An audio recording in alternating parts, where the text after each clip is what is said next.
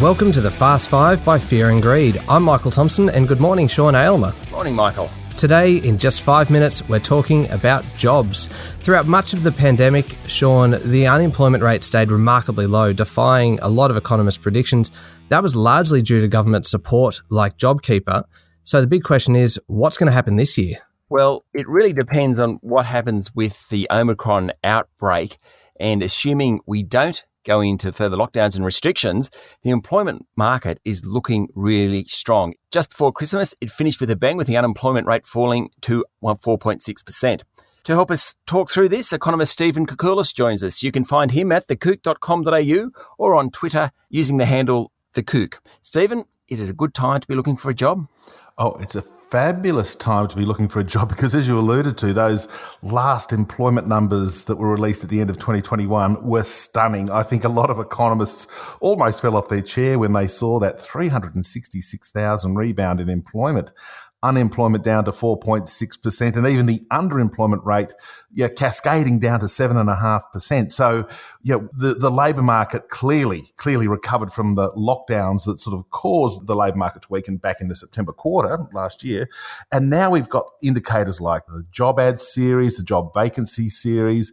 They're telling us that demand for labour has almost never been stronger, and that's with a starting point of an unemployment rate around about 4.5%. So if you're looking for a job, I'd love to think that you've got an opportunity to get one relatively easily and get a good job. And dare I say it, even if you, when you're asking for it, say, well, can I have a little bit more pay, please? Because we're hearing that employers are desperate to get talent and then retain talent. So assuming that we don't have further long restrictions and lockdowns, people will be finding jobs. What about when we start bringing back international skilled workers into the country? How much of an impact will that have?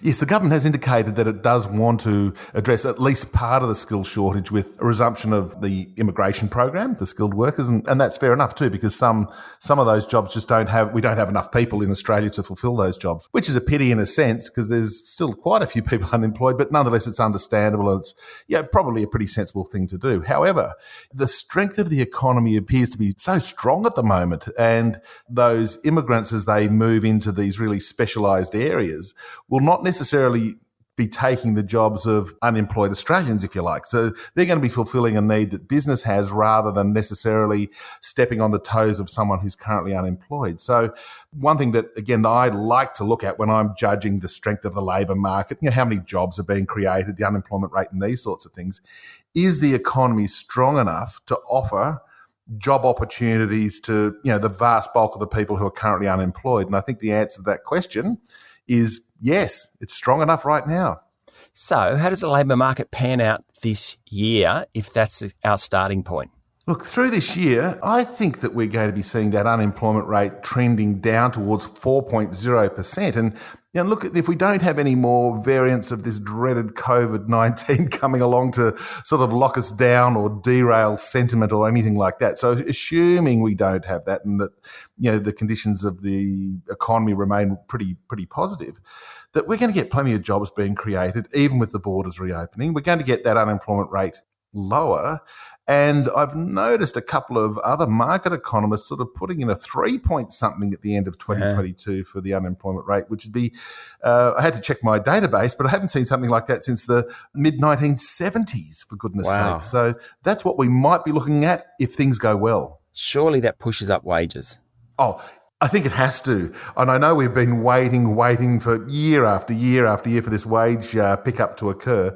I think finally it's there. And again, giving me a degree of comfort and optimism about the wage outlook here in Australia is what's happening to wages growth around the world. And, similar economies in the UK, Canada, and the US, they've got wages growth, well above 4%. As their labour markets have tightened, and in some instances nearer 5%. So that's a pretty healthy wages outcome. I'm not quite prepared to put my hand on my heart and say that wages growth is going to exceed 4% anytime soon, but we're certainly going to go towards 3.5% by the end of this year, and that's good news. Sure is. Thank you, Stephen. Thank you, Sean. That was economist Stephen Koukoulas. Find him at thekook.com. Michael, the next set of unemployment figures are due out on the 20th of this month. So we'll have an even better idea of how we're travelling then, but certainly it looks pretty positive. Yeah, it's pretty extraordinary. You wouldn't have thought 18 months ago in the middle of the pandemic that here we are talking about unemployment with a 4 in front of it. I'm sure the government and the Reserve Bank would have taken that 18 months ago if they were told that, for sure. Absolutely. Thank you very much, Sean. Thanks, Michael. That's it for today. Make sure you've hit follow on the podcast. I'm Michael Thompson, and that was The Fast Five by Fear and Greed.